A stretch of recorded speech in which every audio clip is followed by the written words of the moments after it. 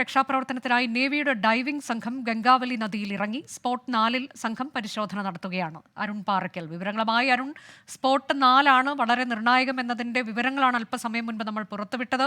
അവിടെയാണ് ട്രക്ക് ഉള്ളത് എന്ന വിവരം. അപ്പോൾ നേവിയുടെ ഡൈവിംഗ് സംഘം നിലവിൽ അവിടെ പരിശോധന നടത്തുന്നു എന്ന് പറയുമ്പോൾ കൂടുതൽ പരിശോധനകൾ ഈ മേഖല കേന്ദ്രീകരിച്ചുണ്ട് എന്നാണോ?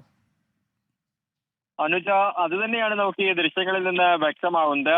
ആദ്യഘട്ടത്തിൽ അവർ സ്പോട്ട് 1-ലേക്ക് എത്തി. പിന്നീട് അവർ സ്പോട്ട് 4-ലേക്ക് പരിശോധന നടത്തുന്നതിന് വേണ്ടി ഇറങ്ങുകയായിരുന്നു. നേവിയുടെ ഡൈവിംഗ് സംഘമാണ്, ഒരു ബോട്ടിലാണ് അവരെത്തിയത്.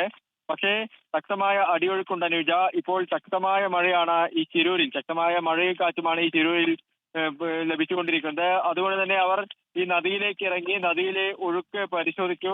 നദിക്കടിയിലേക്ക് ഇറങ്ങാനുള്ള ഒരു തയ്യാറെടുപ്പുകൾ നടത്തി. പക്ഷേ നദിയിലേക്ക് ഇറങ്ങാതെ വീണ്ടും മടങ്ങുന്ന ഒരു സാഹചര്യമായിരുന്നു ഉണ്ടായിരുന്നത്. ഇപ്പോൾ ഉദ്യോഗസ്ഥർ ഉൾപ്പെടെയുള്ള സംഘം, ജില്ലാ കളക്ടർ ഉൾപ്പെടെയുള്ള സംഘം ഈ സ്ഥലത്തേക്ക്, സംഭവ സ്ഥലത്തേക്ക് എത്തിയിട്ടുണ്ട്. അവരും ഈ സ്ഥിതിഗതികൾ പരിശോധിക്കുകയാണ്. ഈ മഴയെ അവഗണിച്ചുകൊണ്ട്, അല്ലെങ്കിൽ മഴയെ പ്രതിരോധിച്ചുകൊണ്ട് എങ്ങനെയാണ് ഇതിനടിയിലേക്ക്, നദിക്കടിയിലേക്ക് ഇറങ്ങുക എന്നുള്ളതാണ് ഏറ്റവും പ്രധാനപ്പെട്ട കാര്യം. ഒന്ന്, ട്രക്ക്, ഈ ഒരു സ്പോട്ട് 4-ൽ ട്രക്ക് ഉണ്ടെന്ന് കണ്ടെത്തിയിട്ടുണ്ട്.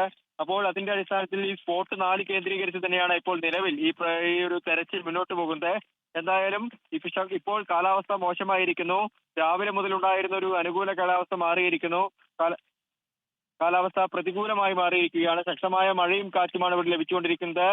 ഈ സ്കൂബ സംഘം, അതായത് ഈ നാവികസേനയുടെ സംഘം ഇപ്പോൾ കരയിലേക്ക് കയറിയിട്ടുണ്ട് അനുജ.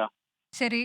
നേവിയുടെ ഡൈവിംഗ് സംഘം ഗംഗാവലി നദിയിൽ പരിശോധന നടത്തുന്നുണ്ടായിരുന്നു. പക്ഷേ അവിടെ ശക്തമായ മഴ പെയ്തു തുടങ്ങിയിട്ടുണ്ട്. അതിനെ തുടർന്ന് കരയിലേക്ക് സംഘം കയറി എന്നുള്ളതാണ്. സ്പോട്ട് 4-ലാണ് സംഘം നേരത്തെ പരിശോധന നടത്തി. ഇനി സ്പോട്ട് 4 കേന്ദ്രീകരിച്ചുള്ള പരിശോധന തന്നെയാകും പ്രധാനമായി ഉണ്ടാവുക എന്ന വിവരമാണ്. കാരണം സ്പോട്ട് 4-ലാണ് ലോറി ഉള്ളത്. അത് കരയിൽ നിന്ന് 132 മീറ്റർ അകലെയാണ്.